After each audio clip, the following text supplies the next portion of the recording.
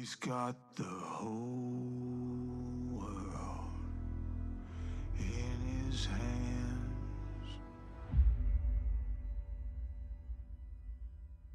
He's got the whole wide world in his hands.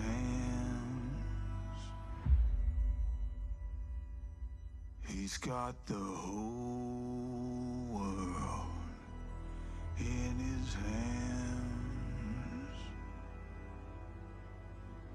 He's got the whole world in his hands.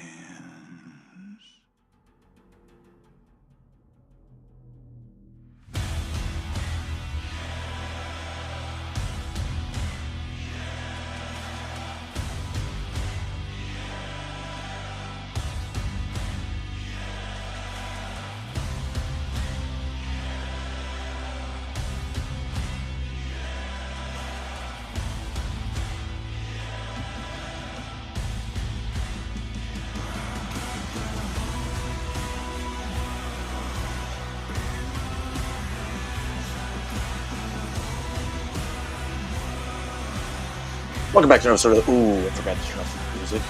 Welcome back to another episode of Ministry Truth. I am your only host on this show. Not really going to talk about much today, just a few subjects that I pretty much pulled out over the past 3 days. And, well, we're going to get into those. Some of them are news related, some of them aren't, some of them fucking just plain stupid ass people. And we're going to take a visit back to one of my favorite cult movies of all time. They're going to explain a little bit about it, which, if you haven't seen it, I highly recommend you go see it. But before we start anything, obviously we know we got to start off with some music. Got to keep playing this one for some reason because, why not? Sums it up pretty good. Sums up pretty good what's going on-ish lately. Go get your coffee. Well, it depends. Unless you're in the East Coast, then you can still drink coffee. It's still kind of morning here. It's lunchtime, but whatever. You know. I don't know what to say, Lord, but I know that I can stay silent. And I don't know what to pray, Lord, so I pray that I don't turn violent. I try to turn the other cheek, evil's everywhere I turn, I feel it turning me into someone I don't wanna be, someone that don't forgive. But if we let evil go, we just punish the innocent. Two children woke up without daddy and a wife without a husband, and you celebrate in public like you love it. So disgusting, God, I'm trying not to cuss, but what the fuck? Do that around me and I'm swinging, that's on everything I love. And if they lock me up, then lock me up and throw away the key. Rather be a man behind bars than a coward living free. You probably got no principles if you ain't got no enemies. This the point of no return, a turning point where you need me. Cause laughing at a man's death, same as pissing on his grave. But I bet you cowards thinking that you brave. I said, laughing at a man's death, same as pissing on his grave. But I bet you won't do that shit in my face. Cause these cowards shot a stand up man while he was sitting down. I don't recognize the world that we live in now. The Bible said that this would happen, it's all written down. The final minutes of the final time is ticking, Jesus coming any minute now. They shame was sacred while they celebrating sinning now. I say it loud enough that you can hear it in the clouds. I'd rather die than live life like a cow. Cold blood and they celebrate like the letters from heaven say. Hearts of many will grow cold in the end of days. Father, forgive me for not. It's a time to remember the ones who we lost. The fathers and sons, the mothers and daughters who went overseas and fought so we could be free. Believe it or not, they dying for peace, they dying for speech. They died in the streets of the Middle East. They left the family at home and picked up a gun and stormed the beach. I see a problem, we've forgotten the fallen. Nobody works on Mondays, so we celebrate and pop bottles while there's soldiers in the dirt and they all... Oh, well, this will be a quick show, I guess. So this one came out, I believe I pulled this up, I picked this up 4 days ago. And I believe this is Florida. Let me double check. Oh, it doesn't say. But it's a smuggling ring that got busted. An international smuggling ring that, I guess, rescued more kids. A Senate hearing highlighting the dangers of unaccompanied children at the border. 4 people now charged in a very disturbing case, accused of pretending to be parents and sedating children with marijuana gummies. Brooke Taylor is following this bizarre story. She's in Dallas for us. Brooke? Hi, John. Yeah, we have reported countless times on the hundreds of thousands of unaccompanied children who crossed the border during the Biden administration, and then they were released to unvetted sponsors. Well, in this case, the smugglers went right through the Border Patrol checkpoints, pretended to be the parents, and also sedated the children. 2 U.S. citizens here and 2 Mexican nationals who are still wanted are charged right now in this smuggling scheme. Officials say that they smuggled children as young as 5 to 13 years old from Juarez, Mexico into the U.S. between May 2024 and October 2024.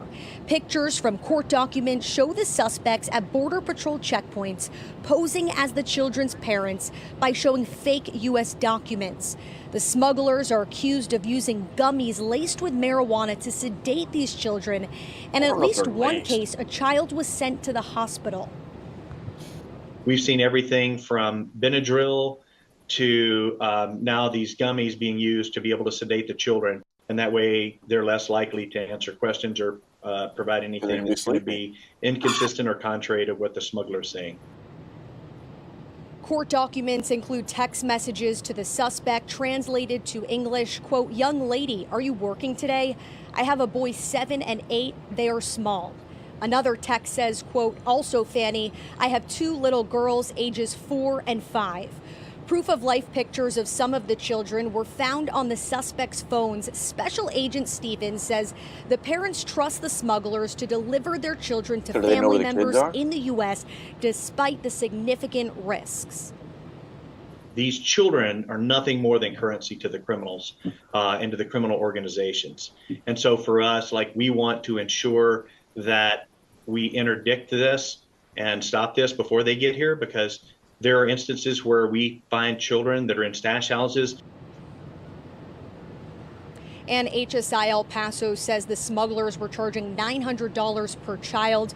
They're still investigating to see how many children were smuggled through this specific organization, John. Yeah, we know that about 320,000 of them were lost track of. So we hope and we pray that they're okay. Brooke Taylor for us. Brooke, thank you. Smugglers are real. They're American and Mexicans. Of course, they're not going to find the Mexicans. They're probably hiding out, I don't know, at what's his face's house, Gavin Newsom, because he loves them. He loves the voters. Oh wait, now they have to have voter ID. That sucks. So what happens when you are a kid? This happened 6 days ago, and you threaten to shoot up your school in Massachusetts. I mean, that's a pretty fucked up time to do it.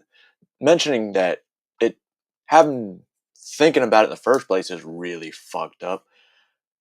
But wait a minute. And then this guy is like, go. Kid. Teenager accused of threatening to shoot up a school could soon be out of jail.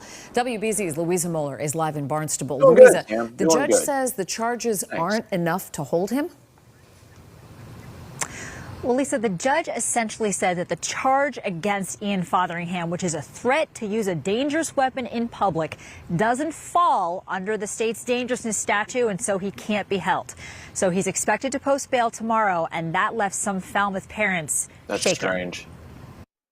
This particular offense does not satisfy that burden. A judge ruled that Ian Fotheringham should not be held without bail. Instead, the teen can go free if he posts a $2,500 bail. I don't know, guys. His parents don't look like they may be conservative. Never mind. It's Massachusetts. Fixed it. Bail and wears a GPS monitoring device.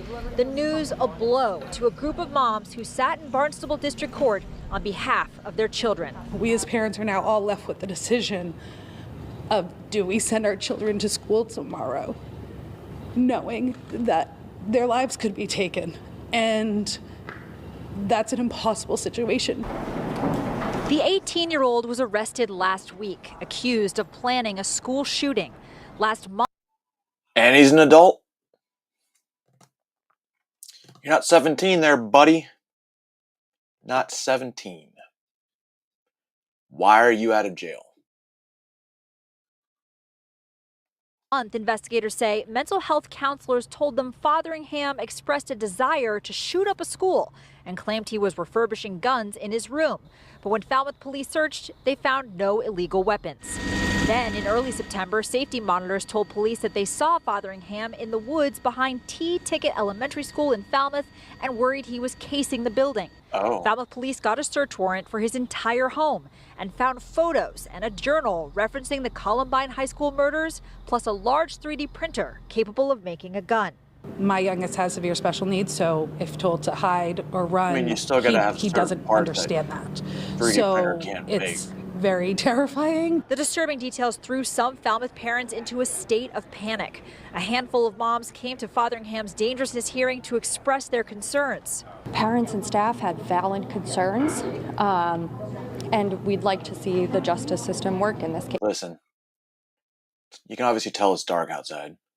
So she wears her sunglasses at night. So she can. And they say their worries won't go away soon. Fotheringham was on police radar last year, too, when the former Falmouth High School student allegedly made threats against his own school.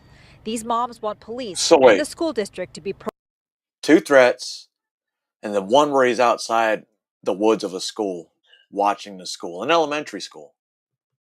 But this kid's not a risk. Not a risk. He's just misunderstood. He needs a hug and a diet.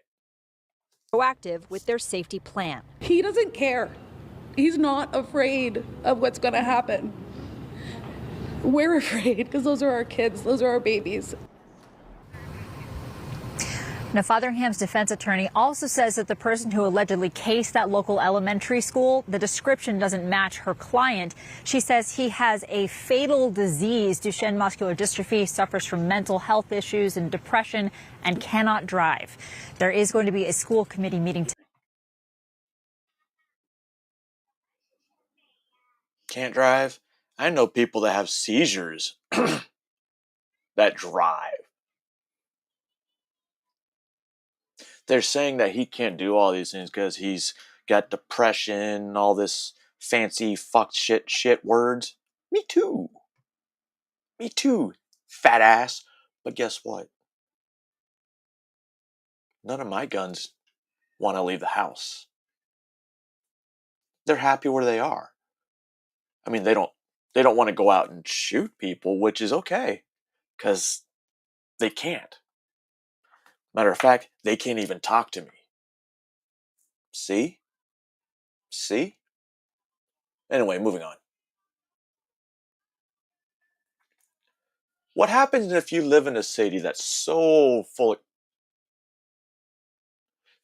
of crime that even your police officers don't want to work? But what if you want more police, but you have no money, and you tell them, yeah, we want you to get more police, but we're going to cut your budget by $90 million. Where's that $90 million? Can anybody guess what city this is? Anybody? Anybody? Bueller? Bueller? I bet you can guess. You're about to find out. As the city council heads into budget season, department heads are facing tough questions about their spending. The police department has been asked to come up with $92 million in cuts, something the superintendent says would have an impact. No shit. Police Superintendent Larry Snelling taking his turn in the budget hot seat today, telling city council members that the department is well aware of the current budget crisis and he realizes CPD will have to do its part, but he has concerns. I want to be very careful and cautious about where we cut and what we do so that it doesn't affect the progress that we're making right now and the safety of the city. Before the hearing, advocates gathered outside demanding that money allocated for unfilled police positions be reallocated for public health and community care. So we have a system that is broken and we need to fix it. And the only place where we can find the money to fix it right now is in the police department. There were concerns about police overtime. Oh, they're worried about police overtime. The money that they have, basically, as you explained, is because they're in unfilled positions. Unfilled positions. Which would mean they need people in those positions. And I assume they're street cops. Beat cops. So you want the money for community health? How are you going to invest that money into community health? It's easy to say it. It's easy to say it, but do you have a plan? Do you have an actual plan? They don't. No politicians actually have a plan when they promise something. They don't. They just watch it unfold like the rest of us. As well. I think when you've got a $1.5 billion deficit, you've got to look at every department. And so what I've called for isn't necessarily cutting, but auditing at the very least, right? Are we spending the money as effectively as possible? So what you're saying is Chicago needs their own version of Doge? I think he was asking for a Chicago's version of Doge. I thought Doge was bad. That's what Doge was doing, which Congress decided not to vote on. And a lot of the things that were doged somehow keep ending up in court. But they're losing a good majority of it. Anyway. The police department has already racked up $28 million more than the $100 million it's budgeted for overtime due to a multitude of major events.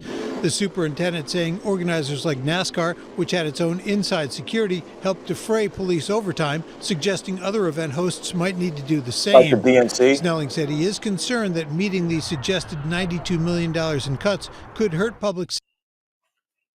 Last year, the DNC was in Chicago, and they were getting police from all over the area, not just Chicago, but Illinois, paying them extra money because Chicago is such a safe place. Safety, with the department already short nearly 1,000 officers. We still have a lot of work to do. We're going in the right direction. It's going to take some time. And we just have to make sure that our department is properly staffed to get that done. And while Snelling usually tries to dodge anything political, he did weigh in on the possible deployment of the National Guard to Chicago. If the National Guard were to come here, if they were to come here, I'd find a way to work with them. Because what I would want is for all of the residents in the city of Chicago to have peace of mind that the streets are not being overrun or occupied or, with an occupying force. Snelling also dismissed comments President Trump made yesterday when he called Chicago a death trap, saying he doesn't pay attention to stuff like that. He also noted that the mayor's new executive order on protecting civil rights of protesters is something that the police department is already doing, but obviously we're setting up. Chicago's doing a great job if they don't need anything from Donald Trump like they say they're. Whatever. Chicago's a great city, right? Great, great, great. So you guys know how violence comes from the right? Political violence, let me rephrase that. Political violence comes from the right. Well, Jimmy Kimmel got canceled by Disney. And then again, Disney came back and said, you know what? Kimmel, you're back. But a quarter of the market is not going to bring Jimmy Kimmel back with Sinclair and Nexstar. So Jimmy Kimmel still lose $10 million on top of the $40 to $50 million they lose right now. And the ones that are broadcasting it, the local stations can still preempt it. And advertisers are going to be leaving left and right. But let's get back to political violence. So if Disney cancels your show, and people want to go after ABC, wouldn't shooting up an ABC station the same time, or like the day after Kimmel got canceled, wouldn't that be like political violence because it's politically motivated? You won't believe what California decided to do with a completely insane leftist who allegedly fired bullets into the lobby of a news station. Out of Sacramento, police there say the ABC building has been hit by gunfire. Nobody injured, but there you can see bullet holes in the glass. It's easy to speculate that this had to do with him being angry at Jimmy Kimmel's suspension. Pathetic, but that's leftism for you. The Sacramento Police Department sure talked tough. This is unacceptable behavior, and so, to those that may have been responsible for this, I hope you see this, we're not going to stop looking for you. This is I don't know, looking at him, I would have a hard time believing anything he said. Not just the way he looks. He looks like he'd be crooked. Acceptable behavior is not going to be tolerated in Sacramento. And they actually found a suspect. 64-year-old Aníbal Hernández Santana taken into custody. Hernández Santana's attorney says he is a recently retired lobbyist and Army veteran. Neighbors know him as Al, describing him Saturday as quiet and reserved. Facebook and X accounts matching the suspect's name and pictures posted frequently, often criticizing the Trump administration. Let's take a look at some of Al's criticism, shall we? I think the word empathy, that made-up New Age term, did a lot of damage to CK's carotid artery. Some random account asked, on a scale of 1 to 10, how happy would you be to see him behind bars? 15! If there is a God, I sure hope with every cell in my being that he suffers a miserable death. Amen. Who's the other fascist, charismatic leader that referred to millions of people as rodents? Hitler versus Jews equals Trump versus black and brown people. Oh. Vile, repulsive racist. Trump doesn't like me? This is a little insecure man, cowardly and moronic, failed businessman. Go back to Nazi Germany where you came from. And who's the failed businessman? Santana. Why do people keep calling Trump a failed businessman? The dude's worth, what, $1 billion? I hope the third attempt at assassination is successful, you sack piece of shit, and that your own daughter does not attend the funeral. Where is a good heart attack when we need it most? Please join in my thoughts and prayers for the physical demise of our fearful leader. I support the death penalty for Tyler Robinson, absolutely, as soon as the Fed criminal code is amended to add the death penalty for a president who refuses to step down after certified election results and/or incites an insurrection. Given the number of innocent and legal immigrants deported without cause, peacefully protest. Peacefully and patriotically protest. That doesn't sound like inciting violence to me. Sounds like he's asking for a peaceful and patriotic protest. And then the FBI, Antifa joining in the crowd, antagonized it. FBI.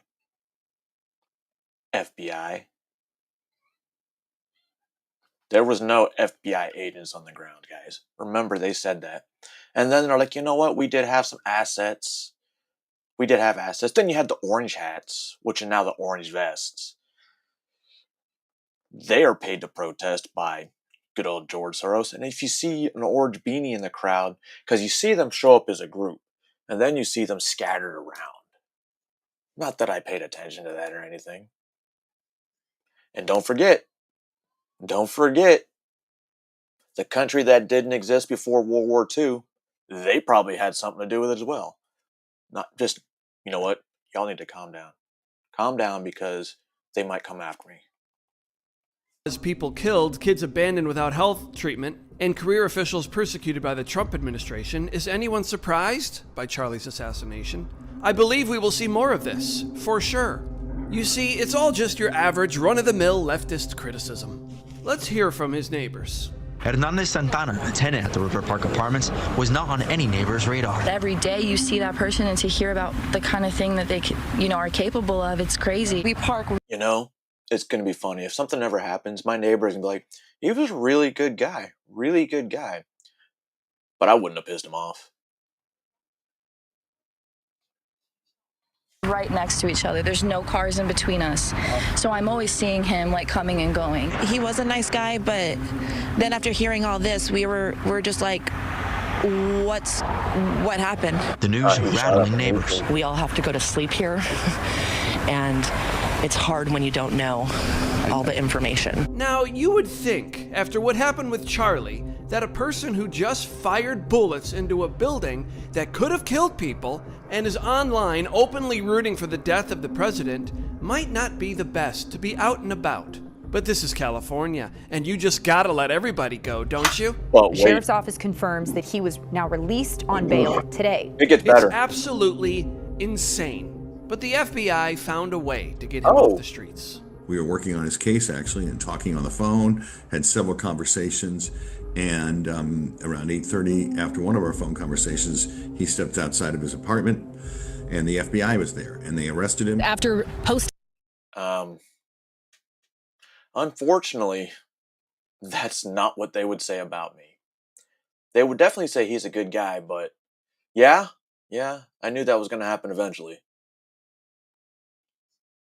bail and being released, the FBI has now rearrested 64-year-old Anibal Hernandez Santana. Now, he was arrested for violating federal statute 47 U.S.C. 333, which has to do with the interference to radio communications of a station that are licensed by the government. According to the FBI, Hernandez Santana will be set for his first... Oh, licensed by the government. Okay. Woo. Court appearance that happens 2 o'clock tomorrow, so Monday at 2 p.m. Can't believe the local police are like, you know what? It doesn't fit anything negative. We have to let him go. Okay. And then Pam Bondi, you know, the one that wants to arrest you and charge you for hate speech, she probably like, hey, Cash, check this out. But wait, did y'all hear about the other terrorist attack that happened a couple days after Charlie Kirk and this incident? Wait, y'all haven't heard about it? About New Hampshire? Where a white guy shot up a wedding? 3 people died? Wait, you don't know about that? You know why? Because it was yelling Free Palestine. Pam Bondi is trash. We agree 100% on this, Lord. The man accused of shooting up a New Hampshire country club while a wedding was underway will be in court today. This is Hunter Nadeau. He'll be arraigned on a murder charge. He is accused of killing one guest and hurting several others. It's 3 the bride now. and groom were about to start their first dance. Nadeau is a former employee of the club. The state's attorney general revealing he allegedly made a number of statements during the shooting, including "the children are safe and free Palestine." The victim is a 59-year-old man, Robert Stephen DeCesar, his mother telling NBC Boston that he died protecting his family. Joining us now, retired NYPD Detective David Sarney. He's also an adjunct professor at John Jay College. What a horrible situation for all involved, all of these people there to celebrate a wedding. How quickly will they be able to rule out investigatively if this was a targeted attack at someone at the wedding or just a former employee who Totally random, but a former employee. Well, apparently, and thank you for having me, apparently that what we're hearing, at least we think of, is since he worked there, there might have been a target to that location. He was there for about a year. There was a situation that he had familiarity with the location. He had no familiarity with the family or the event going on. So, you know, these statements he made could be red herrings. We're not really, that really sure yet. They're still going to investigate. Again, they do a deep dive into his social media, into his cell phone, any type of activity he's had. That's the one thing they're going to look at. But right now, it's a senseless killing for apparently right now no reason. Yeah. Take us inside the investigation and the evidence gathering. What's happening at the club as police put together, what happened, a motive, and how to proceed? Well, you're going to do the crime scene will be inside the location, inside the hall, recovering any evidence, shell casings and the like. He had to find a way to get there. Apparently, there was a vehicle removed from the location, which might have been the vehicle he tried to leave the location from. That you're going to have that whole area secured until you make sure everything you've covered is anything that's left. Any evidence. I bet you he voted for Trump. So it may take some time for this area to be cleared out. We think about large events, the Charlie Kirk shooting, that school does a threat assessment. Schools and churches and concerts, all of these groups, businesses do threat assessments to prevent these types of things from happening. A wedding, David, is something, I guess in my mind, you wouldn't think you'd have to do something like that for. But do you believe that just any large event where people gather, that should be in their minds? I'm hoping not. I mean, this event there's apparently no connection between the shooter and the event, just the shooter and the location. So, these are things you'd be concerned about. What's up, Angela? But reality is you can't live in this sense of fear. You're going to live your lives. You're going to go to these events, the like. You're just going to do the best you can and maintain. And carry. This is just a tragic event for an individual who decided this is the day I'm going to shoot somebody, either for a reason inside the location or for anything else. And the investigation will find that out. Yeah, and the mindset about how people attend. You know, the one thing that I want to think about when you said the kids are safe now, what does he mean by that?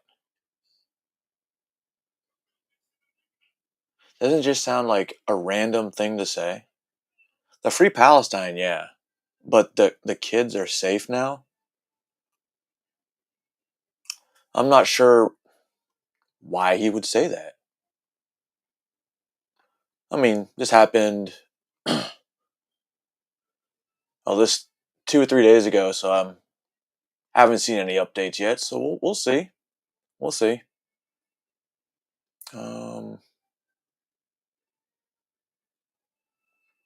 Yeah, let's switch directions for a little bit. And you know how a lot of times when you see these pred catching videos, and then you see the wife and the family and how they react? Well, this is one of those situations. Some of you probably already watched it because it was on Explore With Us, but we're gonna explore with us with me now. It kind of just, I don't know, it sparked something. I started looking. My job's over, my life's over. I've lost everything. On July 24th, 2024, the online storage service provider Dropbox flagged a video uploaded to its servers containing illegal content involving children and reported it to the National Center for Missing and Exploited Children. What seemed at first like just another disturbing online tip quickly unraveled into one of the most unsettling. That because it's New Hampshire and you're pretty much one state over, or is it Vermont between you guys? I don't remember. Cases Texas had ever seen. What's the youngest? Oh God, I don't know. Toddler? 2 years old. That's young. That's young, man. The following is based on official police records, and the footage has never been seen before until now. Officers from the Tom Green County Sheriff's Office received the case on August 6, 2024, and through a thorough investigation, identified the suspect as 57-year-old James Wilson, living in San Angelo, Texas. On August 21st, 2024, units moved in on both locations, finding James at his workplace, McLaughlin Advertising. You'll see what the difference Do you have any idea what this is about, James? No. Do you go by James or Michael? Michael, and that's your middle name? Mm-hmm. Like I told you inside, I've got a search warrant. I'm going to give you a copy of it here in just a minute. And I've got it for your person, your vehicle, this Buick right here, your work here, and then your house. Dude, that's a lot of fun. I'm going to explain why. Did they explain anything is going on right now? No. Okay. So, is it about the AI images and stuff? Yes. You were kind of sneaky about the whole thing, okay? Yeah. It took me a while to figure out who you were, but I finally figured you out, okay? Mm-hmm. So that's why we're here, okay? Gotcha. You do not have an arrest warrant. No matter what you tell me, you're leaving today, okay? Oh, shit. You're going to go home. You're going to do whatever you need to do. But we need to figure this out now, okay? Like I said, we got people going to your house right now. Oh, God, are they going there right now? Yeah. What's going on? My wife is there with my babies. We just adopted 2 kids. Okay, a 2-year-old and a 1-year-old. I will call them. We're not going to tear up anything. But, oh, God. Oh, God. Oh, God. Oh, God. Okay. He knows he's fucked. My marriage is over now. Simultaneously, officers make contact at James's home, where they're greeted by his wife, Jenny Wilson. Little does she know, the news she's about to receive is going to shatter her world. Jenny? Yes, what's up? Okay, I'm talking with the sheriff's office. We have a search warrant for your home. Why? Well, your husband right now, he's detained. It is for child possession. What? Yeah. So, is there anybody else in the home besides you? You can literally just hear her face break, her heart break. Little one? What child? If it's because of our daughter? Huh? No. That's what we're investigating. We had a search warrant for, so it gives us allows to search your home. Besides your little ones, is there anybody else inside? Oh, my dogs, and I do rescue, and some of these dogs are not Oh my God, this is so awful. Yeah, I know you're not expecting this. So let's. That's why Can I just put my dogs up, please? Absolutely. There is a computer in the dog room, but I'll be happy. Can I go with you when you do that? Just me. Oh, it's just a mess because we were trying to adopt. They're not going to let us adopt. They're going to take my babies. Jimmy, don't worry about that until you get to that point. Oh God. Okay. So that's what you stay calm, because don't worry about something until we conversate more, because we're going to be, as long as you're working with us, we're going to be completely okay with you. Okay, Jimmy? Okay, but please, I'm not going to judge you at all about your household stuff, okay?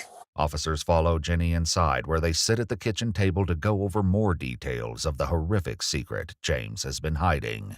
You said you hadn't suspected anything. No, God, the freaking Sound of Freedom, we were all bawling in the theater. I mean, he's like super. Are you fucking kidding me? I missed that part originally.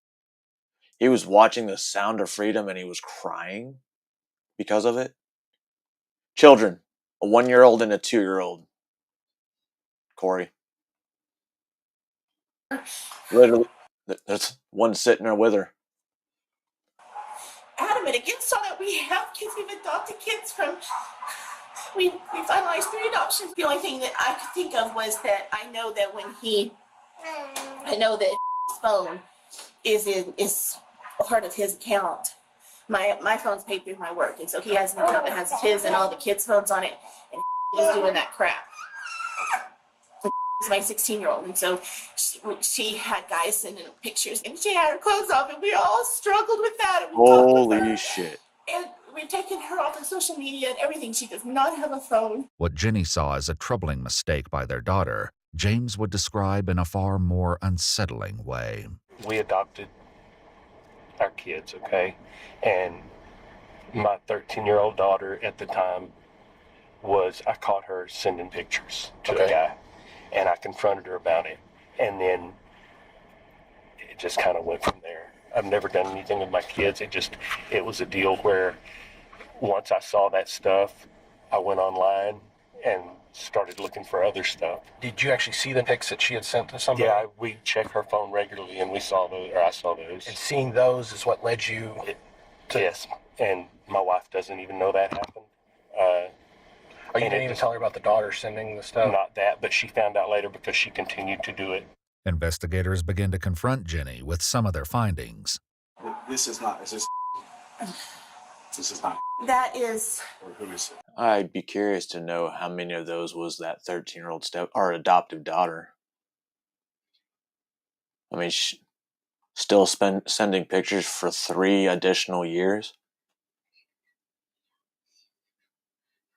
How many of those pictures are of the daughter? I think that's one of his friends. Okay, do you recognize that bedroom? Is that one of your bedrooms in the back? It's not one of our bedrooms, no. He's sharing, and there's a capture, so it's beautiful. He wrote that? I don't know who that is. It just says oh no. But this is him on his phone having a conversation with someone.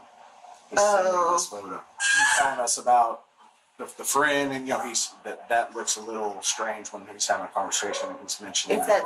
Yeah. So he should be mentioning her. No, the only thing we would have would be images to confront. While it's unconfirmed whether the image shown is one of her daughter's friends, James admits to actions that are far more disturbing. So in the Dropbox account, there were folders. What's the significance of the named folders? It was just because I had downloaded a bunch of stuff from, what was it, Telegram. Of course. I don't know, people would send videos. Okay. And I just create folders to put them in there. And just were the names, the people that sent so it, he was saving them. Supposedly the names? No, just supposedly the names of the girls. Okay. That was stuff that was sent. Sent to you? Okay. And then there was the folder called Share, right? And in that Share folder was some pretty young. Yeah. And then there was some, I'll be honest, there was some in there too. Whoa, I missed that part too. Because I would go on Telegram and I was pretending to be this. Remember, guys, a lot of times I'm listening to the shit in the background, so paying attention, but I'm not really. And I'm glad I rewatched these things because I miss little shit like that. Girl. Yeah. And all these people would send stuff in. And I just saved it. Police records show that James ran an Instagram account where he posed as an 11-year-old girl under the username Smoke Obsession. Using this disguise, he messaged very young girls, sending them explicit images and videos, and persuading them to send content of themselves in return. Have you ever, am I going to find evidence that you're sending this stuff to other people? Not the, or is it just for your personal use? Right, yeah. Bullshit. I don't remember sending it to anyone. Okay. But so it was more like I would get it and save it, get it and save it, get it and save it. And most of it, to be honest, I haven't even watched. But I was just saving it. It was kind of like a collecting thing. And you're not the first person that has said that, okay? So don't feel different. I know it sounds unbelievable. No. I've talked to many people, right, where you're sitting, and it's always very... I had one person tell me it's like collecting baseball cards, is how he described it. Mm-hmm. Doesn't make it any better. I wonder if that's what Ed felt like. And does he use the computer in there a lot, or Never. Does he have a tablet? He's on his phone playing games. But, I mean, we're together all the time. I mean, if it's late at night, I go to bed, he stays up. He's a night owl. He used to work nights. So it's never been suspicious to me. Right now, we're... Yo, that's even worse. Like, he does this... That makes sense because he's doing it when everyone's asleep. He's a night owl. We're looking for just images. So even if you are together all the time, it doesn't take long to look at images. I mean, yeah. It's you know...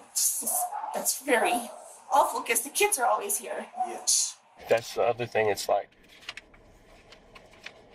I'm not attracted to children per se. It's like I have a baby girl. I have, teenage girl. I have a 10-year-old. And not attracted to children, but his hard drives say otherwise. That's never been... It wasn't that when I saw the videos of that I was attracted to it. It just sparked something that girls this age are doing this. Investigators also discovered a folder inside the Dropbox account. He found out his daughter was doing it, 13 years old, 3 years ago. The way it sounds like that's when it started. Not really sure, but if he got that much downloaded in 3 years, there's no way he wasn't sharing it. Account with the title HJW, which are the initials of one of his adopted Never daughters. mind. Inside this folder are multiple previously mentioned images of her, and even more disturbing, 7 videos secretly recorded from a hidden camera inside her bedroom. Jenny would later recall that around that time, James had installed a party light on the ceiling of that daughter's room. These files were dated February 2022, meaning she was only 13 at the time. But the horrors don't stop there. Inside the same folder are multiple typed documents written by James, each depicting extremely... Yeti, they're not even his biological children. They're all adopted. ...graphic and disturbing stories involving children. I know this is when you woke up this morning. This is not what you were expecting. It isn't. So just don't think about several steps from now. Let's just think about the here and now. Okay? Because I say you're not under arrest or anything like that. No, but they'll take them away. Everybody has a right to due process, and we're still investigating. We have a search warrant. It's not an arrest warrant. Oh, they take burning in hell is a little too nice. If there's a crime committed, we have to act on the crime. Now, take right, but I mean, doesn't mean he'll have a there's possibilities of bonds and things like that out. Because just when you're arrested, it's not the court of law. Stuff has to be processed in the court of law. Right, but I mean, CPS, will they come and get them? But CPS will do their own investigation. The CPS's main thing is, are the children in any danger? So that I would have thought so. Picture of the 16-year-old. There's a copy of it. That's not a good thing. God, I'm going to lose this job. I'm going to lose my family. All over a stupid obsession. The way I think of it is, and please do not be insulted. I'm not going to insult you, but it's an addiction, and it's just like like a drug addiction. If you're addicted to meth, you know, that you can't stop it. And it's the same with stuff. And that's not going to save my marriage or my job, knowing that. The thing is, man, like I told you, the adoption's not even finalized. My 2 babies. She's going to lose the babies because of me. They're going to take my babies. We need to take you. You don't know that right now, man. I know it 100%. We might have to get a forensic interview going, but we'll see down the line. That's just. You know, they're never, for one, they're never alone with him, and that's not for any other reason other than they're never alone with him. We're always together. They're never alone with him, yet he stays up at night while she's asleep. Unless they sleep in the same bed. It's a very close family, and they adore him. The Dropbox account held plenty of incriminating files, but they had no idea just how much James was really hiding. Am I going to find a lot of stuff on your phone? On the inactive one, there's probably quite a bit. What's quite a bit? Give me it. I honestly hundreds? Don't know. Probably not hundreds, I don't know. Videos, pictures? Videos. Okay. What would you... The same stuff that's in the Dropbox, basically. Is there some stuff on there? Shit, that one's almost full. I think so. What if, what's the youngest? If I asked you... Oh, God, I don't know. Toddler? I honestly don't know. Like I say, most of it I haven't even watched. I had typed out some little descriptions of some of these videos that were on the Dropbox account, but there's no need to talk about this. I mean, you've been very honest with me about it, and I do appreciate that. 2 years old? That's young. That's young, man. That's not even like... No, that's not even like teen. I have a 2-year-old girl. Is there anything in your car? Any cell phones, thumb drives, anything like that? There may be a passport drive. That's what I was doing the collecting on, and I just... Does the passport drive have a password on it? No, but it's got probably thousands of videos on it.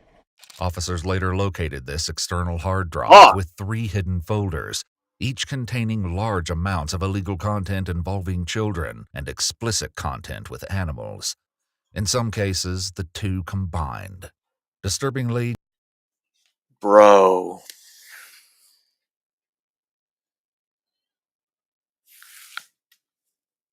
And all those animals in the house. Jenny is the executive director of a nonprofit pet rescue, where she often houses dozens of stray dogs in her own home before rehoming them. In total, 2,717 videos of obvious illegal content involving children were recovered from the hard drive, with a combined runtime of more than 214 hours. Let me go find out what's going on in there. You think about what you want to do. Do you want to stay here? Do you want to drive off? I'm not staying here. Okay. My job's over. My life's over.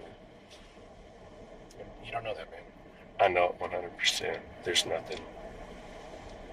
I've lost everything. Everything. Everything? You're still alive, ain't you? Once they know. Got one more thing to lose. I've lost everything. With the digital trail exposed, just minutes later, Jenny is confronted with the devastating truth of James's confession. You just confessed. God, my God, my God.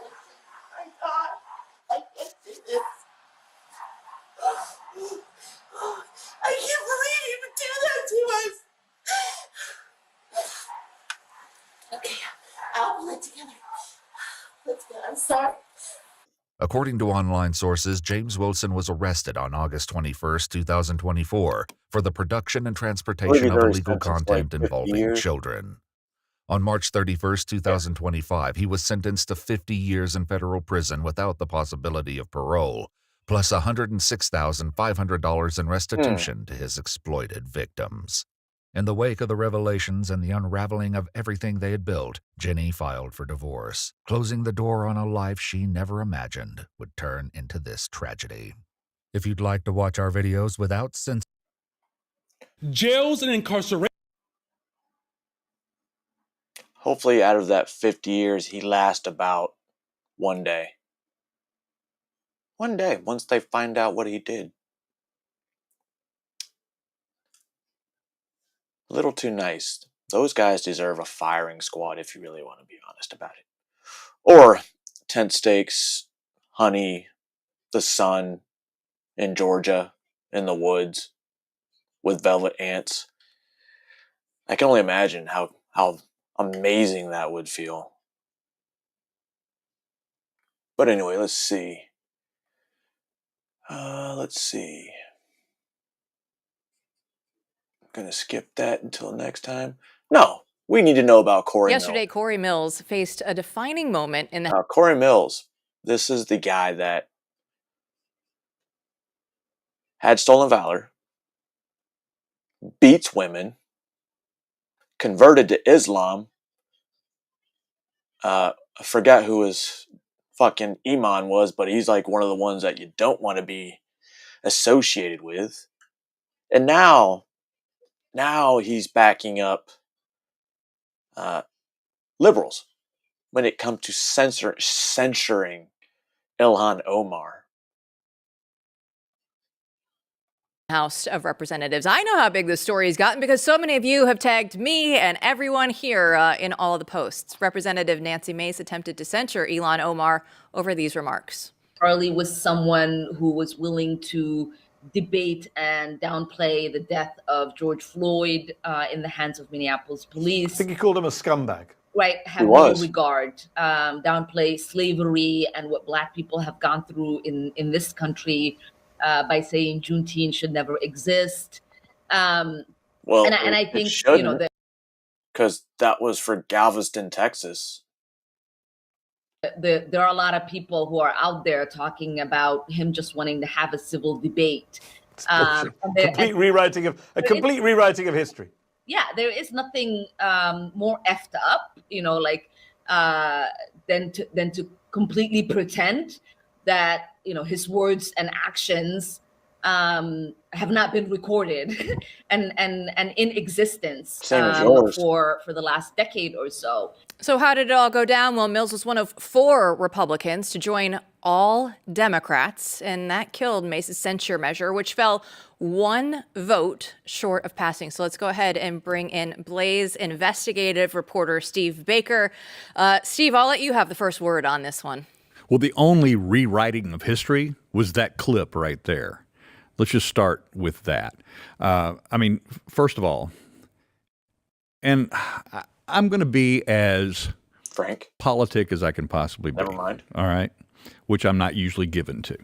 And that is this, is that right now, if we're talking about Ilhan Omar, Representative Ilhan Omar, we're talking about somebody who is forcefully, regularly advocating for violence, a seditious conspiracy against this country. Let's just be completely honest about that.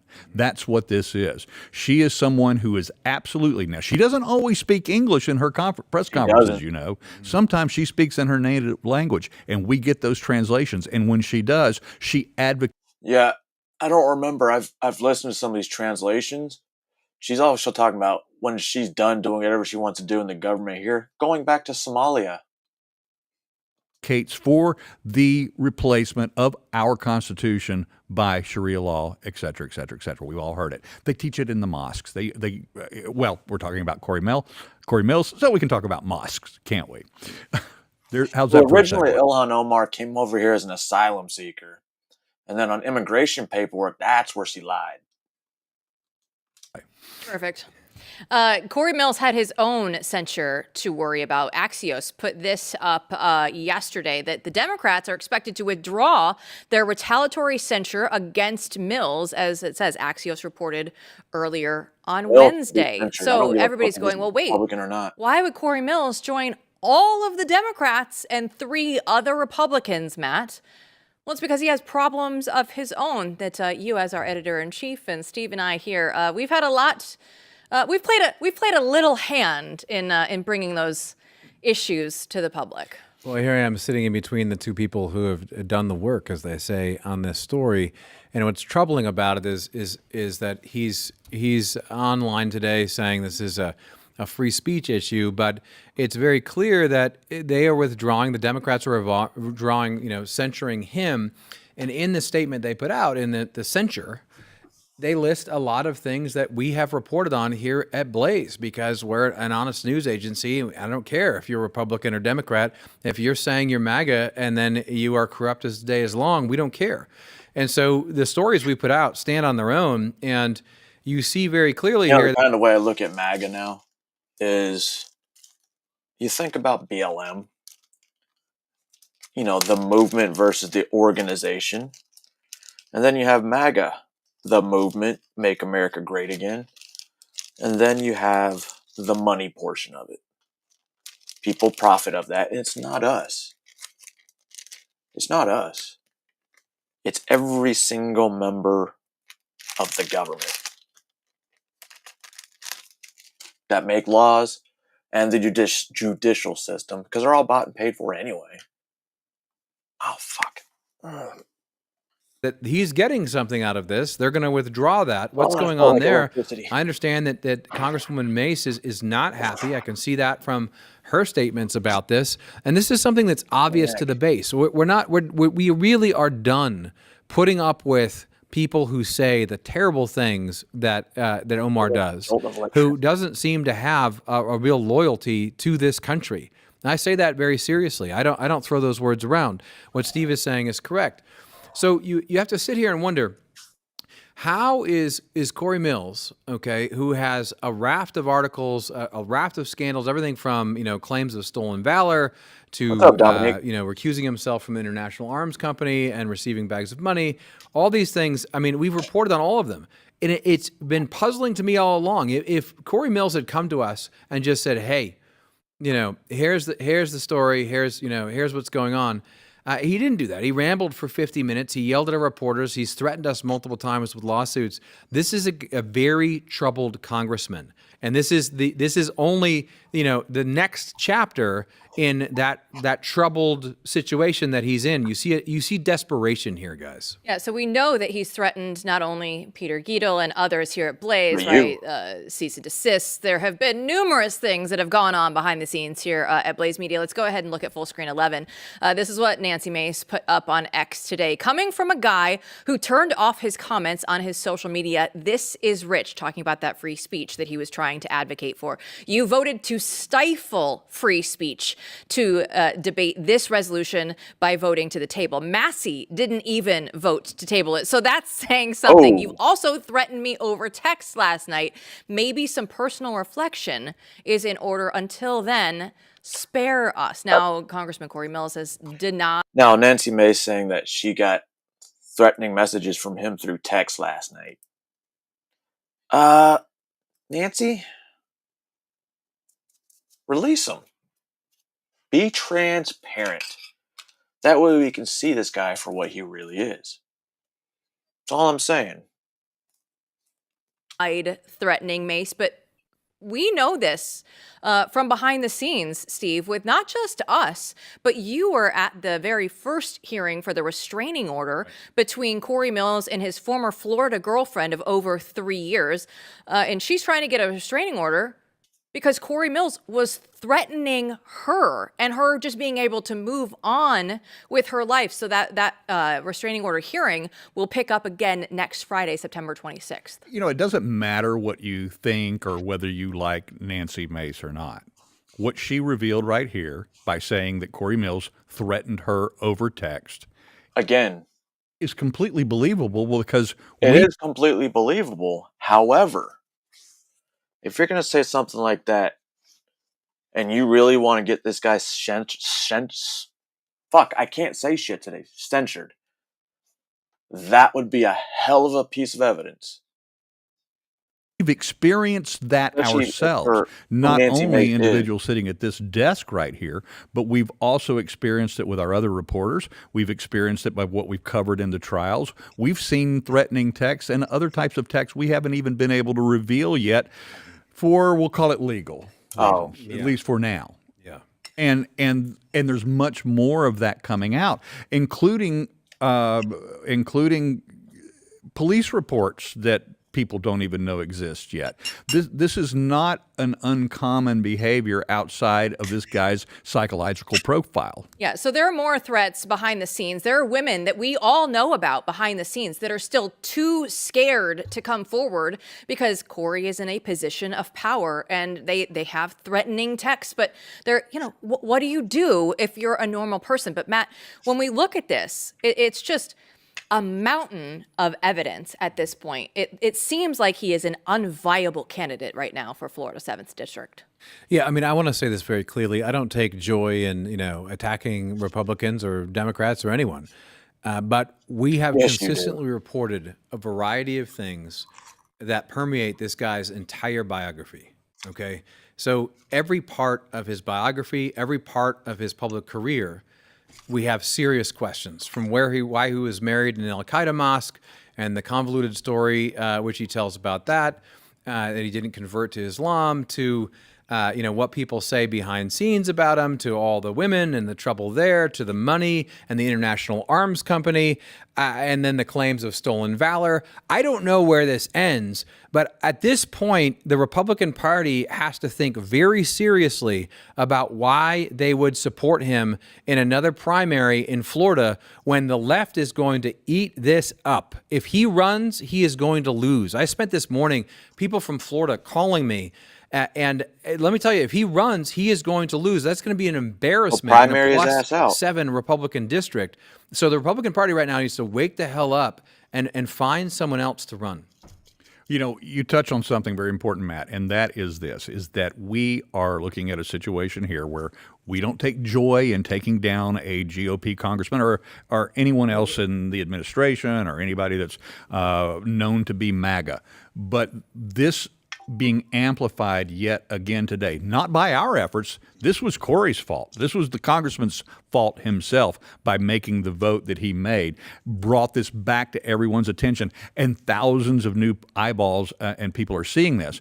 But the important point here is that it doesn't matter anymore. Let this be a warning to anybody that's operating corruption on Capitol Hill or in this government. They're not going to be safe from us, at the very least. Yeah. So if you are new here, this whole thing started October 3rd of last year. Corey Mills was on a helicopter ride with me. We were in Hurricane Helene trying to go volunteer and help people out. That's when Corey told me he was completely single. There was absolutely no one in his life, and he was very lonely. And it turns out that he was not only still married. You're trying to get laid. He had the D.C. girlfriend that was living with him there, and then he had this Florida girlfriend that is now efforting to get a restraining order. Of course, all the women don't know about each other. So if you're just tuning in to the Corey story right now, go read my pinned tweet. Go read Steve Baker's tweets. Matt Peterson has some out there.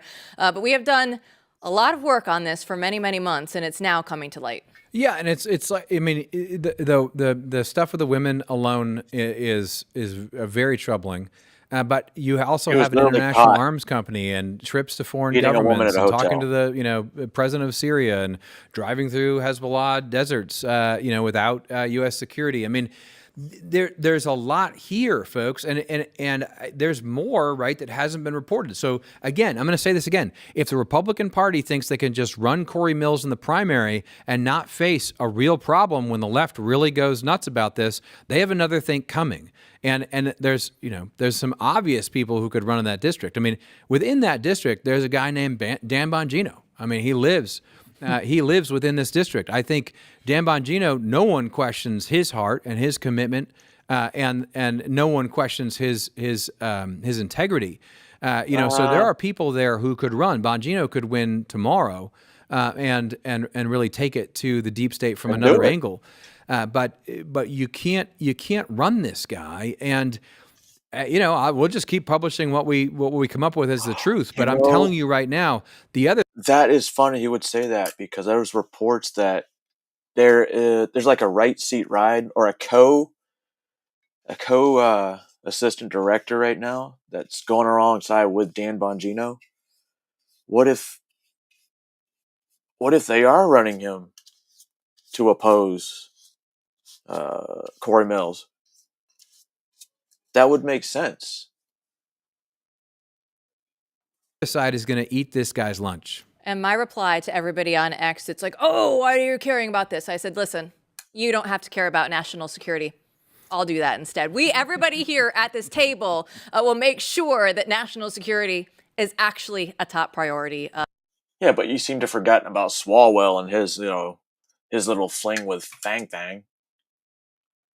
All right, so I'm gonna let this play while I clean this up. It's Stephen Miller from Charlie Kirk's funeral, and the only reason I'm playing is because as I was like not paying attention, he said one phrase, one sentence, and it reminded me of something 5 years ago, which I'll get into in a minute once we get to that point. Please welcome to the stage Stephen Miller.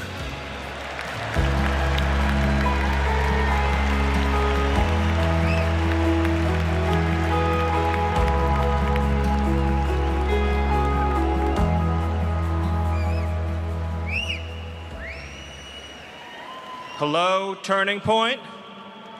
Hello, Patriots.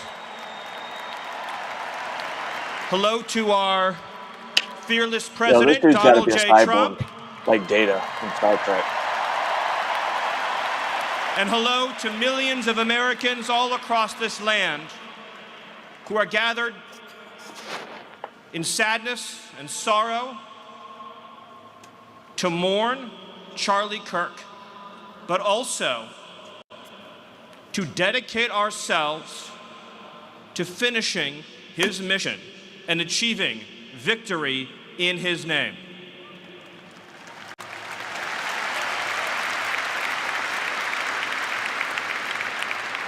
The day that Charlie died, the angels wept, but those tears have been turned into fire in our hearts. And that fire burns with a righteous fury that our enemies cannot comprehend or understand. When I see Erica and her strength and her courage, I'm reminded of a famous expression. The storm whispers to the warrior that you cannot withstand my strength. And the warrior whispers back, I am the storm. Erica is the storm. We are the storm. That right there. We are the storm. I heard something similar like that from a few years ago. QAnon.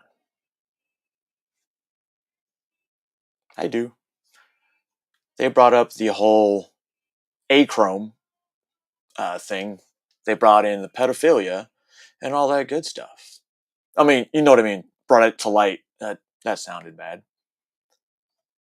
Oh. This is a channel I started following on Rumble years ago.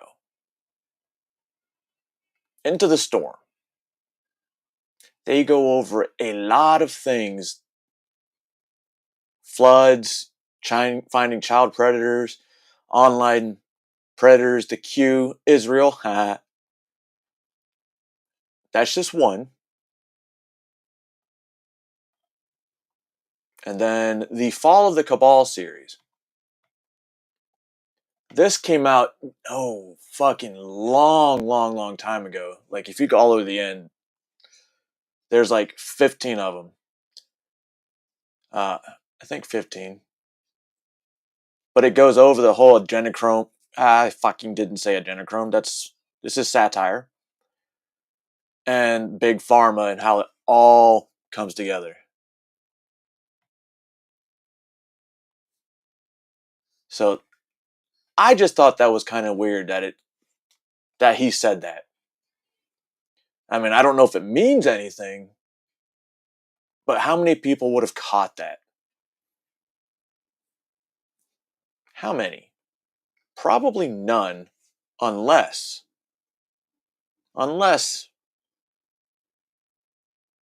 that's what he was referring to. I halfway expected him to go, where we go one, we go all. I kind of halfway expected him to say that.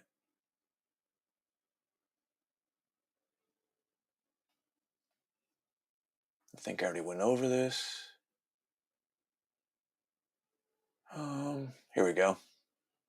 This happened, What do I you believe, think of this morning, and they already broke it up. And it's PBD, and an unexpected guest that I did not expect to have on this show. But he talks about none other than the Jews. Can you guys guess who? Not Alex Jones. Keep guessing. Keep guessing. The one from Chicago. about between Now, the I two haven't seen this, so this is a blind react. communities, Muslim and Jews? Which one concerns you more? Jews, for sure. Tell me why. More powerful. They're more powerful. So more powerful in a way. You're talking the fact that they have money, finance, Hollywood. Is that what you're? Yeah, they have more position in American society. And, and how do you think they got that? I think they got it because they are extremely connected. They're a transnational entity. You know, this is how the Rothschilds got started. Their superpower is that they live everywhere, and they have their Jewish identity supersedes their local identity. So a Jewish person in America or in Germany or in France or in the UK, they can all talk to each other and work together. Do you and think that's a bad thing? Not in and of itself. It's crazy that it is detrimental. Jews don't have that much power. Remember when they played the long game with those Hezbollah pagers? That was a long game. For America. So is it who's to say detrimental, they though? can't do that right because, now? You know, I'm a Syrian, right? And I wish Assyrians were more like this. And let me tell you why I relate to them. We don't have a country. Assyrians used to have a country. We used to be the first warriors. We were written about in the Bible. You read it all over the place. You know, the history we had, the things we invented. And then we became a little cocky. And God came in and was like, listen, man, relax, Assyrians. You ain't going to come and be the king of the jungle. It's me. And you hear the stories about that they built the tower to go all the way to the top because we are Assyrians and, you know. And then we failed. It's like, nope, look at you now. No one knows who Assyrians are. You don't even have a country, right? We know the land in Iraq or wherever you are. You don't have it anymore. I think when a community becomes too cocky, the man upstairs is going to handle that himself, right? But in a sense, when you see they went from a small community to have this much influence, isn't that almost impossible for them to pull off? Like, isn't that? No. So it either produces one of two things. I'm not intimidated. I'm not a guy that is envious or jealous or, oh my God, that guy's richer than me. That guy's this guy's, I'm not. I want to see what they did and what worked for them. For example, to me, when I think about Jews, I think about Mormons, I think about Scientologists. I used to have an office where half the office was all Scientology, and I learned all these phrases, assist, or, I went to their church and so Dianetics and L. Ron Hubbard and what he would say when you get a headache, you do this and all these weird I don't know. Most of us are pretty much the same age. If we were like kids and we were fell asleep watching TV on the weekend, and what would come on? An infomercial for Dianetics. Weird, right? Interesting. How much money did we give? $200,000. Why'd you give that? But let me tell you, those guys that were in, they had each other's back. It was a fraternity that you wish family members were like this, right? I think Scientologists have it maybe more than Jews. So I think Jews will bite each other a little bit, not as much. And then Mormons have each other's back. Of course, there's a falling out as well where people come out and they'll talk about God makers or, what Gordon B. Hinckley, and I've read all of that stuff from over the years. But what's wrong with them winning at the highest level? Well, I agree with you that it is remarkable, and it is actually ominous how much they've achieved. Here's the problem, though. America's an open society. The premise of this country is it's self-government. Open society. Sorry. Those who don't know, probably has no correlation to what he just said, but open society is a George Soros foundation. Of, by, for the people. There's a site egalitarian idea that we are all citizens, and our government is going to be comprised of the citizenry of America. That's deeply embedded in who we are and in our government and our whole system. And take me, for example. I'm Italian, Mexican, and Irish. The Italians were very much like this when they immigrated to America. You know, they had in Chicago what they called the outfit, which was the mafia, and they looked out for each other. And when my grandfather died on my mom's side, I believe my grandmother got a loan from the outfit. And they would come by every month or whatever, and they'd bring a fruit basket, and they'd look after her, and they provided financially. Was it Spilatra's group? Do you know the history of it, or was it Tony Spilatra? I don't know who it was specifically. Okay, got it. But so, these are some of the stories I would hear growing up from my mom and my grandmother. So think about, at that time, how many people were against Italians? At that time, how many people didn't like Italians in New York? Because, do you know Bank of America was first called Bank of Italy? Did you know that? No, I didn't. I did not can know you pull that. up, Rob, was Bank of America first Bank of Italy? If I'm wrong, it is what it is. I think Bank of America was originally Bank of Italy, and everybody used to, yes, the Bank of America was originally founded in Bank of Italy in 1904 to an Italian-American in San Francisco, the financial needs of Italian immigrants and other underserved people. The bank eventually merged with another institution to form Bank of America and changed its name to Bank of America, right? Mm-hmm. The tellers were Italians. You know, they would give small little loans, $10, $4, $5 to them. And some people were not supportive of that. They're like, what are Italian immigrants doing here? You guys are becoming too much power in New York. We're not happy about this. So there was some of that going on 100 years ago. And that's what I'm saying is that did exist. And then what happened eventually is that Italians assimilated. Eventually, these groups, these ethnic advocacy groups were broken up. Assimilated. If you could call the outfit that, or the mob of New York. And then Italians assimilated. And when I grew up, I saw myself as American. I didn't see myself as Italian American. I just saw myself as American. And I think that, when you see Jewish people working together, I don't think there's anything wrong with that inherently. And I agree with you. It's like a superpower. It's actually admirable in some ways. They look out for each other. But if society becomes, American society in particular, a place where every group is ganging up, well, we're the whites, we're the blacks, we're the Jews, then I think what America is starts to come apart, and it turns into kind of like a bit of a politicized race war. And I think that you either have to have a society where everybody gets to play by those rules and everybody could be pro what they are, or everybody is assimilated and we're all Americans. And that's why I say it's detrimental, is that if Jewish people are Jewish first. When it comes to Fuentes, I'm like 50-50 on this guy. A lot of shit like I said, I agree with some of the stuff he says, but a lot of times I don't. Maybe it's just the way he presents it. Not of buying for America, but of buying for the Jewish nation. This is problematic when they're in positions of power, because are they looking out for all of us, or are they looking out for themselves first? And when you look at the Israel policy, that's where people start to say, I think you're looking out for yourselves first. I think you're biased.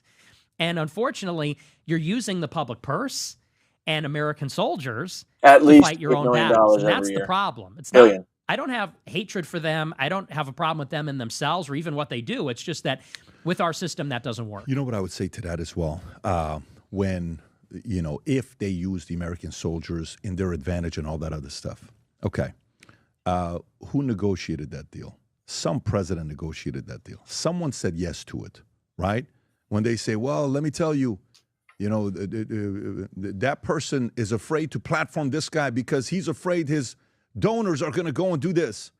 And it's Israel's fault. No, it's not. It's the guy who runs it's not Israel's fault. What are you talking about? Hold on. This guy sends me a message. APAC. The what? I got a text. Not a text. What do you call it in the X? A DM I get from APAC. Okay. Hey, we'd like you to come to Israel. We'd like to invite you. I'm sure many people get that message, right? They send it. I said, I'm going to come with my... They offered Charlie Kirk $150 million. He told them to kick rocks. Pastor, I don't want you to pay for it. I'm going to pay for it. I want to bring my crew because I want to go see Jerusalem. You're not going to see me putting the what do they call it? The kippah. I'm not going to put that on. But guess what? I respect the culture, and I want to go to Gaza, and I would ask for some idea of protection that if we can go to Gaza, show it to her. I want to see this stuff. I want to go with my pastor. First time around, I'm not going to take my kids. Maybe the second, third time, I'll take my kids. But to me, I don't put the onus on, like when a guy's like, that guy has slept with so many people, this, and the girl said yes. No, but you don't understand. He's a man whore. To Israel first. But the girl said yes. So is it Israel or is it the girl? Do you understand what point I'm trying to make here? Absolutely. So to me, it's kind of like, I mean, look, if you said Israel over Muslims, right? Mm-hmm. Which of the two do you think has been a bigger net positive to America? Oh, well, it has to be Israel, absolutely. Okay, so yeah, I don't know if you've seen. There's videos where these Jewish people are literally, they'll walk down the street and they'll spit on Christians, nuns, even. They don't even give two fucks. That part. But, well, in terms of, I wouldn't say net positive. I would say in terms of raw, maybe like gross positive. Because they've had a lot of contributions culturally and even, you know, in terms of art, literature, music, also scientifically. But it's difficult to say on that because I also think that there's quite a bit of a detriment. I think that the melting pot comes from the Jewish community. What do you mean by that? The idea of the melting pot, that comes from a Jewish playwright. Huh? You know, because Jewish people come to America, and like all immigrants, they say, well, we want America to be more welcoming. So they start to spin up these ideas that, well, America was never this country of white Christians. It's always been a melting pot for all immigrants. They want the country to be more open because that makes it more comfortable for them. It makes it more tolerant for them. But this has also made us more open and tolerant for Muslims, for example. We're bringing, I mean, who's been the biggest driver of like the Hart-Celler 65 Immigration Act? It was like the SPLC, which is run by Jewish lawyers. And so they're major drivers of mass migration. They're also major drivers of the pro-Israel politics, like the Iraq War. It was many Jewish journalists and pundits and advocates. Sure. So a point being is like when you calculate on net, and I agree with you, like I think there are a lot of people that are critical of Israel that are reluctant to acknowledge the good that Jews do. And I think that Jews they're brilliant. Many of them are brilliant. So when I'm saying net positive, I'm talking jobs, economy.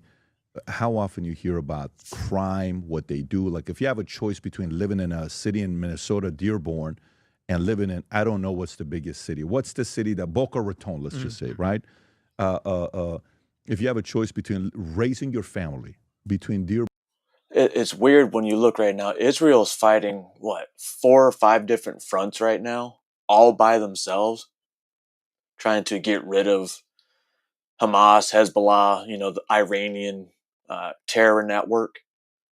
But they're not really doing anything except for pissing people off. And the one thing that I'm really surprised that we didn't say, you know what, you're done, Israel, is when they bombed Doha.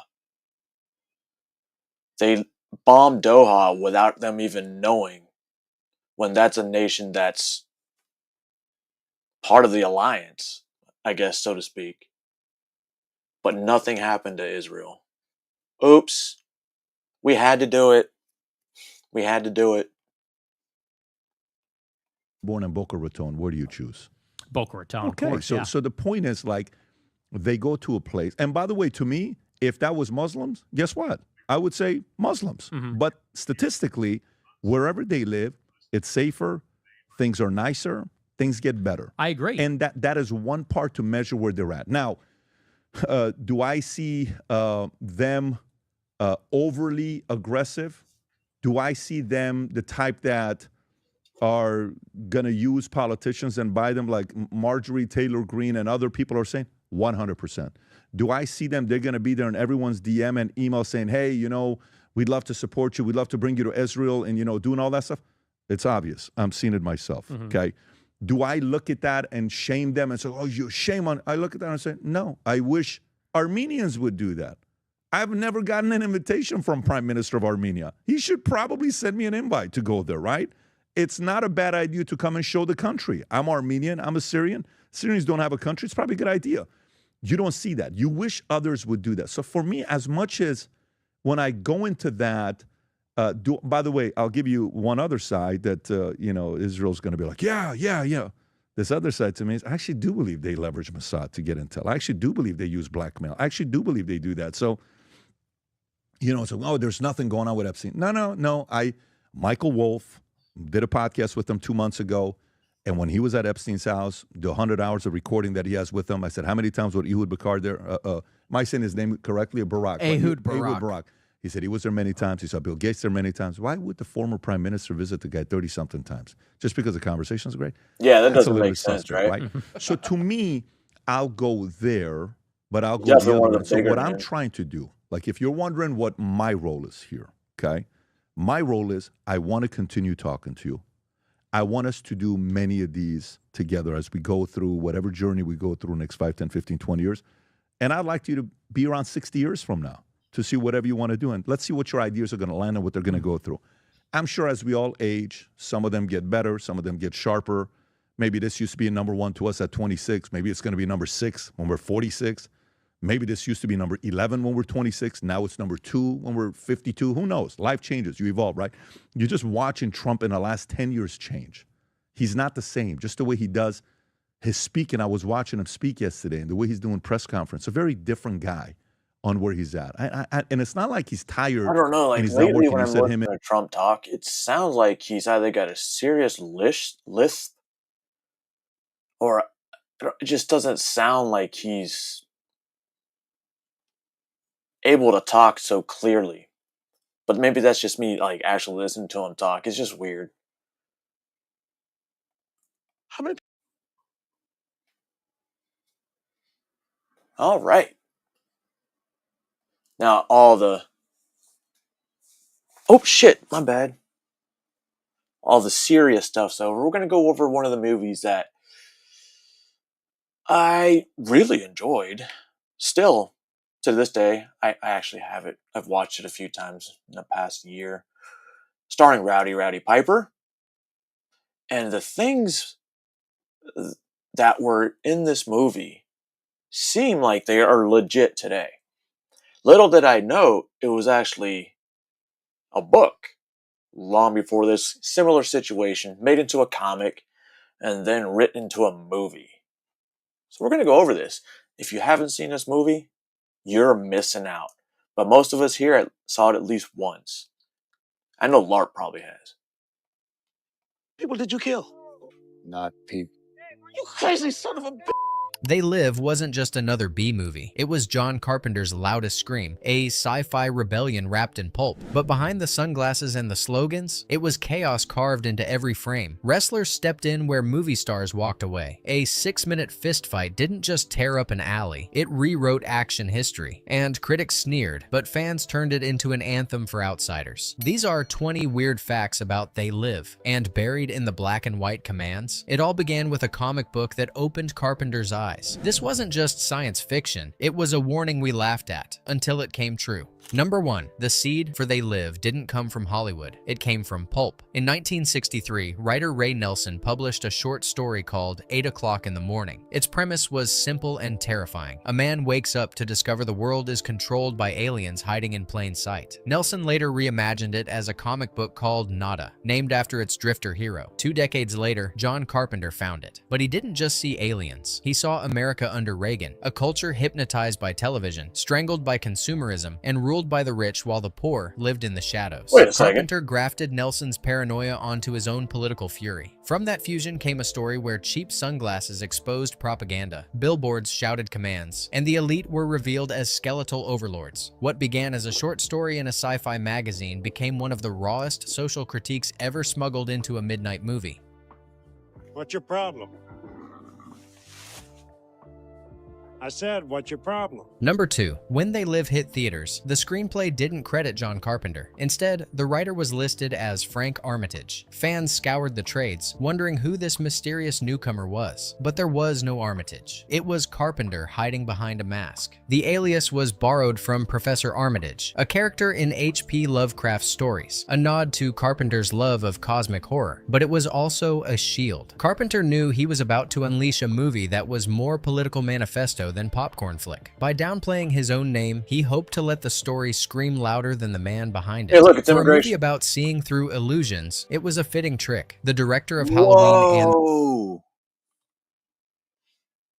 Bro, it's DC. For a movie about seeing through illusions, it was a fitting trick, the director of Halloween and The Thing slipping on a pseudonym just to keep the focus on the fight. Number 3. Carpenter almost gave the role of Nada to his old collaborator Kurt Russell. They'd made 3 classics together, Escape from New York, The Thing, and Big Trouble in Little China. But Carpenter hesitated. After so many pairings, he feared audiences would see Kurt Russell, not Nada. So he looked elsewhere, and found inspiration in the unlikeliest place, WrestleMania 3. There, Rowdy Roddy Piper slammed his way through the ring with charisma, toughness, and working-class grit. Carpenter offered him the part. Piper was shocked. He'd never even heard of Carpenter, despite Halloween and The Thing already being legends. The gamble worked. Piper's raw, unschooled presence gave Nada something Russell couldn't, the feel of a true outsider, a drifter who'd seen hard roads. Carpenter wanted a stranger to lead his rebellion, and he found one. It's a new morning in America. Fresh, vital. The old cynicism is gone. We have faith in our leaders. We're optimistic as to what becomes of it all. It really boils down to our ability to accept. There are no limits. It figures it would be something like that. Number 4. Keith David was tired of being cast as the other guy, the friend, the sidekick, the shadow next to the star. When Carpenter offered him the role of Frank, David hesitated, but Carpenter promised this wouldn't be another thankless part. Frank would be fully fleshed out, a man with a family, a job, and his own moral compass. And, Carpenter added, he'd get one of the greatest fights ever filmed. That sealed it. David signed on, and his grounded intensity became the perfect foil for Piper's wild energy. Their chemistry, equal parts friction and respect, turned what could have been a disposable role into the film's beating heart. Without Keith David, Nada was just a loner with glasses. With him, the fight became a revolution worth watching. Number 5. On a $3 million budget, you'd think the alien cityscapes or the black and white propaganda world cost the most. But no, the single most expensive setup was a grocery store. Why? Because Carpenter filled it with dozens of extras, prosthetic aliens, props, and complex dolly shots. Every aisle had to be dressed twice. Once for the normal world, then again for the harsh black and white version seen through Nada's glasses. Add in the cost of building alien masks, paying day players, and reshoots to get the rhythm right, and the grocery store ballooned into the priciest location in the film. On screen, Nada wanders past shelves of cereal and soap, only to see skeletal faces staring back. It looks simple. In reality, it was the film's costliest illusion, a budget-busting trip to the supermarket. Putting everything back in and out. Excuse me. You know, you look like your head fell on the cheese dip back in 1957. You're okay. This one, real ugly. Number 6. The alley fight between Roddy Piper and Keith David wasn't just long, it was legendary. In the script, Carpenter didn't even bother to write the details. Whole pages simply read, "The fight continues." To make it work, he brought in stunt coordinator Jeff Amata, who set up a makeshift gym outside Carpenter's office. For weeks, Piper and David rehearsed every punch, slam, and chokehold. The rule was simple. Everything could land for real except hits to the face. Piper slipped in pro wrestling moves from his own arsenal, while David answered with sheer grit. When cameras rolled, the two men weren't pretending. They threw each other into trash cans, onto car hoods, against brick walls, until 6 minutes of brutal, bone-rattling combat spilled across the screen. It was long, ugly, and exhausting. And that was the point. Carpenter later said he never once considered trimming it down. No, he laughed. That fight was the soul of the movie. A battle over sunglasses became one of cinema's most unforgettable brawls. Look! Look at them! They're everywhere! Maybe they can see. Allie. Oh, hold on. You ain't the first son of a bitch to wake up out of their dream. Number 7. Carpenter didn't have the budget for big studio setups, so he took to the streets of Los Angeles guerrilla style. Many of the film's most striking moments, Nada wandering past homeless camps, drifting through alleys, staring at skyscrapers, were shot without permits. That meant no staged extras. Half the time, real people were just reacting to Roddy Piper in character, wandering around with his haunted drifter stare. Carpenter embraced it. The authenticity gave the film a raw, lived-in texture that no backlot could fake. In a story about illusions crumbling, the backdrop was real. The city wasn't dressed. It was just Los Angeles, grim, alive, and watching. Number 8. Nada's camp wasn't a backlot construction, it was real. Carpenter set up cameras at an actual homeless encampment in Los Angeles, weaving his fictional drifters into the lives of people already living on the streets. The residents weren't hidden, they were paid to appear as extras, becoming part of the fabric of the film. For Carpenter, it was essential. They Live wasn't just about aliens, it was about exploitation exploitation, poverty, and the forgotten class America didn't want to see. By filming in a real camp, he put his lens on wounds the city usually tried to hide. The message hit harder because it was real. The collapse of dignity wasn't set dressing. It was Los Angeles in 1988, captured on film. Number 9. Like most of his films, John Carpenter wrote the music for They Live himself, this time with Alan Howarth handling the synth programming. But there was no master plan. Carpenter didn't walk in with sheet music or orchestrations. He walked into the studio, rolled the footage, and started playing. Watching Nada trudge across train tracks, Carpenter tapped out a low, pulsing bass line to match the rhythm of a drifter's weary steps. He layered in twangy blues guitar, giving the film a dusty, road-worn feel. Then came eerie synth textures, creeping underneath like the hum of something sinister hiding in plain sight. Even the chilling alien command Sleep came from Carpenter himself. His voice distorted into something inhuman. The score wasn't composed, it was discovered. Improvised beat by beat until it pulsed with the same stripped-down rawness as the film itself. Minimal, hypnotic, and unforgettable, it became the sound of rebellion. Number 10. Even if you've never seen They Live, you've heard it. I literally have a shirt. Come here to chew bubblegum and kick ass, and I'm all out of bubblegum. It's one of the most quoted lines in movie history, but it wasn't in the script. Roddy Piper brought it in from his other life. As a wrestler, Piper carried a little notebook filled with one-liners he used to taunt crowds during promos. When Carpenter asked him to dig for Nada's voice, Piper flipped through his notes and pulled out the line. Some say he gave Carpenter the book during writing. Others swear he just blurted it out on set. Either way, Carpenter loved it and told him to deliver it straight. The scene turned electric. Piper, armed with a shotgun, spits out the line before blasting his way through a bank of aliens. It was pure Piper, born in the ring, immortalized on film, and echoed ever since in video games, music, and politics. One unscripted joke became the battle cry of a cult classic. Number 11. The aliens in They Live weren't random monsters. Carpenter and his team designed them as grotesque parodies of 1980s elites. Their skeletal faces, blank stares, and sunken eyes mirrored Wall Street's lifeless money men. The idea was simple: strip the skin off the rich, and this is what you'd find underneath. Carpenter deliberately avoided otherworldly creatures. He wanted aliens that looked like the people running boardrooms and political offices. A chilling reminder that power doesn't always need claws. So what you're saying is, I need to go find some Jews and see what they look like. Huh? No?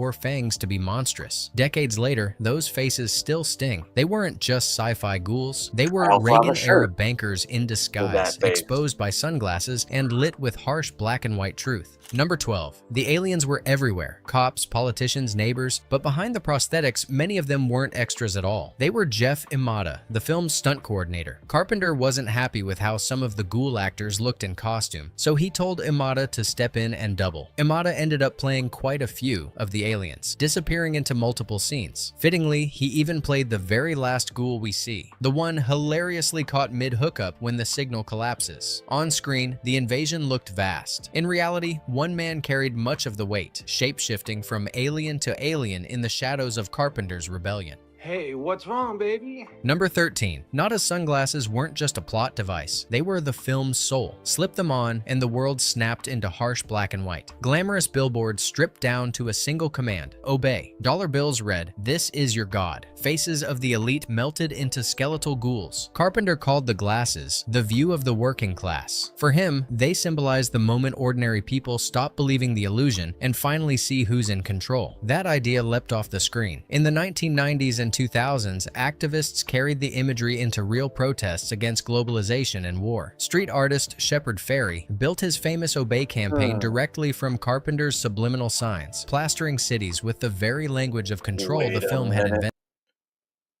So you mean this movie is why I can see? Always question. Always question. Wait a second, when I had eye surgery, it made it so much clearer. They knew what they were doing. They knew what they were doing when they surgically repaired my eyeballs. Okay. I see what they did there. Just like, instead of taking off the glasses where I could see, they made it to where I could have to see without glasses. Like in the movie where they get contacts. haunted. What began as a cheap plastic prop became a cultural weapon. The glasses didn't just expose Carpenter's aliens. They gave generations of rebels a way to see the world stripped bare. Number 14. John Carpenter didn't see They Live as escapism. He saw it as a scream. My primal scream against Reaganomics, he called it. To him, the aliens weren't fantasy. They were metaphors for the rich, feeding off the poor while consumer culture kept everyone distracted. He started writing after noticing that television had become a wall of commercials, each one a command to buy, to conform, to obey. No way. Become a wall of commercials. Look, they predicted the stupid fucking nail. Distracted. He started writing. Look, long ass fingernail. After noticing that television had become a wall of commercials. The bitch literally stabs the cheese so she can eat it. These nails are in existence today. Wild.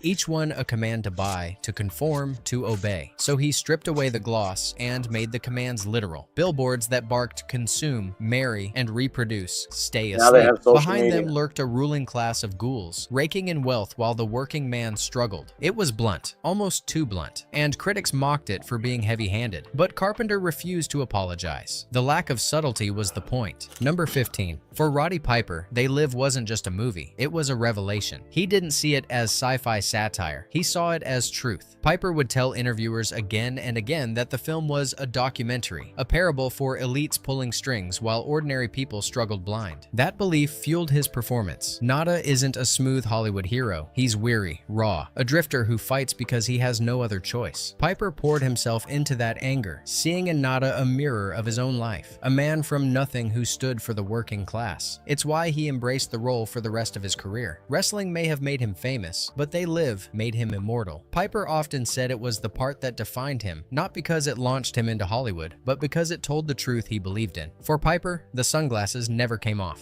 Number 16. Universal originally planned to release They Live on October 21st, 1988. Then they pushed it back, all the way to November 8th. That wasn't random. It was election day. The timing turned heads. Was the studio trying to make a political statement with a movie about hidden elites controlling the masses? Carpenter later admitted the truth. Maybe you should have released it before the election. Wait, who was running against fucking Reagan? Yes, it was intentional. The irony was rich. While Americans voted, They Live opened in theaters with a story about hypnotized citizens and corrupt overlords. For some, it was just another B movie. For others, it felt like prophecy. Number 17. When They Live opened in 1988, critics rolled their eyes. Reviews called it clumsy, heavy-handed, even silly. At the box office, it limped to just $13 million. Enough to cover its $3 million budget, but hardly the hit Universal hoped for. For a while, it looked destined for the discount bin. But then came VHS and late-night cable. Word of mouth spread. Fans discovered the 6-minute alley brawl, the sunglasses that revealed propaganda, and Piper's infamous bubblegum line. What critics dismissed as crude suddenly felt raw, defiant, and strangely prophetic. By the late 90s, They Live had been reborn as a cult anthem, a movie quoted in wrestling rings, sampled in music, and spray-painted on city walls. Its politics felt sharper, its satire more relevant. It failed in theaters. It conquered living rooms, and that's where it became immortal. Number 18. Hollywood wanted a hero's survival. Carpenter refused. He insisted Nada die, shot down in the act of exposing the alien signal. The final image shows the truth revealed, but the cost absolute. The bleakness shocked audiences. This wasn't a victory lap. It was a warning. The fight never ends, and the price is always high. Studios begged Carpenter for a happier ending, but he wouldn't budge. The fight... Wait a minute. That Charlie Kirk? Huh? Nada died when he got shot. Never ends, he told them. In a decade of triumphant action heroes, Carpenter gave us the opposite. A martyr, middle finger raised, dying as the truth finally burned through the screen. Number 19. By the mid-1990s, They Live had grown into a cult phenomenon, and studios smelled opportunity. MGM floated sequel ideas, hoping to turn Carpenter's scrappy $3 million rebellion into a franchise. But Carpenter shot them down. To him, the story was finished. Nada wakes up. He fights. He dies. That was the arc. Blunt, tragic, and complete. Stretching it into a series would cheapen the message. Carpenter believed its power came from its finality. One man's sacrifice exposing the truth for just a moment before the darkness closed in again. Fans kept dreaming. Scripts circulated. Theories spread. And reboots were teased. But Carpenter never budged. You wake up, you fight, you die, he said flatly. That was the whole story. In a decade obsessed with sequels, he did the unthinkable. He let They Live stand alone. A single scream of rebellion, never diluted. Number 20. By the late 1980s, Hollywood was selling dreams. Studios pumped out glossy blockbusters where the heroes always won. The rich looked glamorous, and America's future was painted as prosperous. Carpenter wanted none of it. They Live was his rebellion. Blunt, angry, and unwilling to play by the rules. He gave us billboards that screamed obey, money-stamped "This is your God," and a working-class hero who dies exposing the lie. No happy endings. No promises of prosperity. Just a warning that the system was rotten and that fighting back would cost everything. The movie shocked audiences, but it also inspired filmmakers. You can trace its DNA in Fight Club, The Matrix, even modern political sci-fi. Carpenter proved a low-budget B-movie could rip the mask off the 80s dream and show the bones underneath. It didn't just skewer aliens, it shattered the illusion of Hollywood itself. Bonus fact: in 1988, critics dismissed They Live as cheap, silly, and disposable. But decades later, the film they sneered at is now preserved in the U.S. National Film Registry, recognized as culturally, historically, and aesthetically significant. What began as a $3 million B-movie became a touchstone of rebellion. It's taught in film schools, dissected in political science courses, and quoted in protests from Occupy Wall Street to anti-war marches. Street artists borrowed its slogans, musicians sampled its dialogue, and Shepard Fairey's Obey campaign turned its subliminal commands into global iconography. Carpenter made it as a primal scream against Reagan's America. The world kept it as a language of resistance. It didn't just outlive its box office failure, it became immortal, proof that sometimes the scrappiest films echo the loudest across history. They Live began as pulp sci-fi, a short story, a wrestler, and a director with a grudge against the 80s. But it became something bigger. It was billboards that said obey, glasses that stripped the world bare, a 6-minute alley fight that refused to quit, and a hero who didn't survive, but made sure the truth did. Critics laughed, the box office shrugged, but fans made it eternal. From Shepard Fairey's Obey to modern protests, They Live isn't just a movie anymore. Matter of fact, I think I'm going to go try and watch that again today. Well, ladies and gentlemen, that's all I got. That's all I got for you today. So, with that being said, what the hell's at my front door? Hang on. It's Amazon. Anyway, with that being said, ladies and gentlemen, boys and girls, and, well, children of 18 and above, I hope y'all enjoyed everything we had today.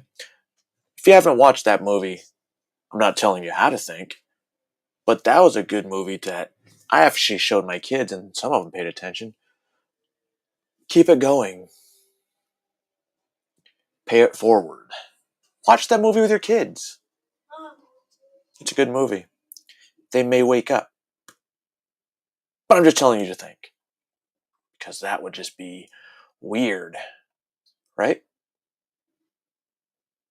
Right?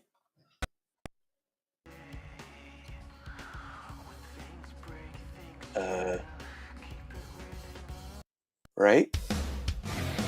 There we go.